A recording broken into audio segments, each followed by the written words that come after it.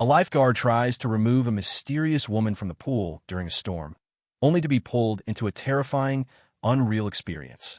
What follows leaves a haunting mark on him. The storm clouds have been rolling in for 20 minutes now. A dark, angry gray. I was sitting in the usual lifeguard chair, just waiting for the first peal of thunder so I could blow the whistle and order everyone out of the pool. The pool was crowded. It had been a scorching 92 earlier, although now with the impending storm it had cooled down. I scanned the people swimming, a few scattered seniors, a whole boatload of rambunctious kids. Not a lot of young or childless people. I don't blame them. I wouldn't want to come here either. Lightning shot across the sky. I grabbed the whistle and blew. Everyone made their way to the stairs.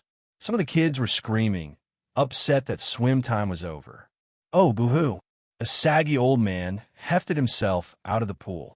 A cute mom in a bikini ran past to chase a running toddler. The thunder rumbled in. I felt the first few drops of rain hit my shoulders. I checked the time, almost 4:30.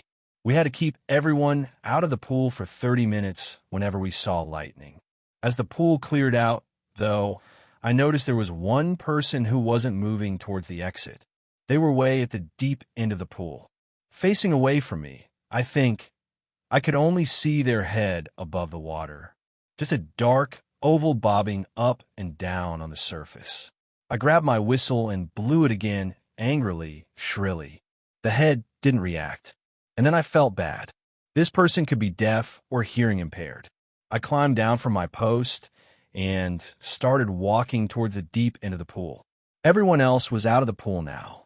Most of them had cleared the area, too, either going home or to the little snack bar we had at the far edge of the property. I stared at the head bobbing up and down, and a sick feeling took hold in my chest. Something fell off about it, but I couldn't put my finger on why. Another finger of lightning shot across the sky. "Excuse me," I called from about 10 yards away. "You have to get out of the pool. There's a lightning." They didn't respond. I stepped forward, my heart starting to pound. Something is wrong here. Really, really wrong. If I were alone, I definitely would have run the other way. But there were still other lifeguards and tons of people back there.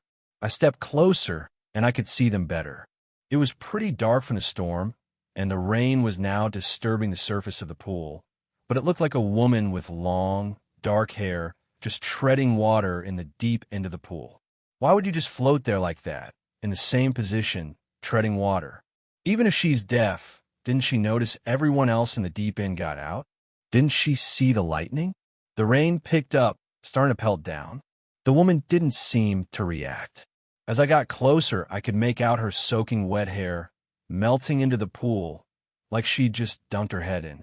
I could see her pale shoulders poking above the water. Wait, unless she was wearing a pale beige bathing suit, she was naked under the water. Okay, this is bad. Really bad.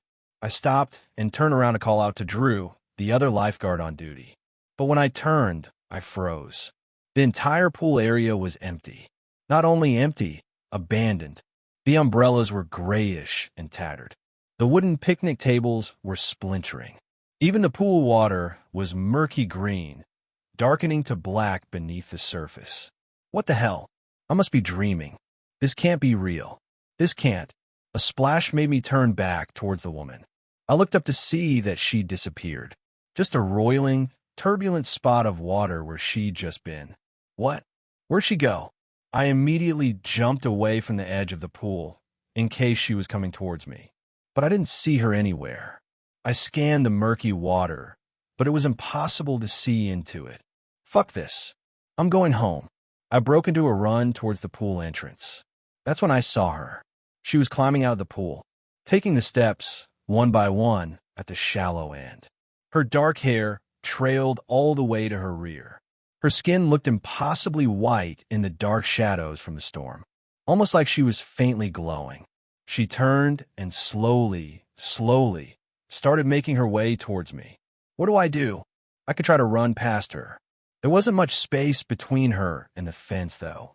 I could run the other way around the pool and to the exit, but she'd just turn around and intercept me. And where is everyone? She was a little closer now. I could make out the two black dots of her eyes on her face. They were too dark, like her eyes were pure black, or like she just had hollow pits where her eyes should have been. I couldn't tell. I ran over to the fence. I stuck my foot in the chain link and began to climb. I could only do it because I wasn't wearing shoes, manipulating my toes through the gaps. I got halfway up and glanced back. Oh no, she was so much closer than I would have expected. Only about 15 feet away. She was naked and pale and bluish, like she'd drowned in the water. Her face was gaunt, her mouth hung open, and her eyes were pure black. I scrambled up the fence. A cold hand locked onto my ankle. I didn't look down. I couldn't. I knew it was her hand, yanking me back. I kicked and screamed. Let me go. I think my fear delighted her. I heard a little ch sound escape from her lips, as if she were laughing, but didn't quite know how. I kicked as hard as I could. I felt her fingernails claw into my ankle, but then I was free, and I scrambled the rest of the way up the fence. I plummeted to the ground. My body hit hard.